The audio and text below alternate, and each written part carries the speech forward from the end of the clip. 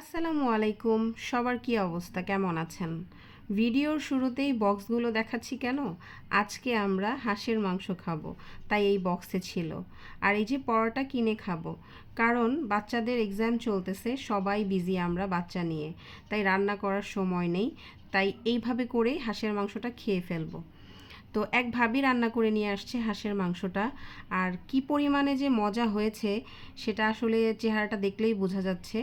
আর এই যে আমাদের তন্নি ভাবি, সে এটা কি জানি রান্না করে নিয়ে আসছে, এটা জানি কি বানাইছে আমি ভুলে গেছি, উফ এই নামটা আমার মনে আসতেছে না, কিন্তু খুবই ভালো হয়েছে, খুবই মজা হয়েছে।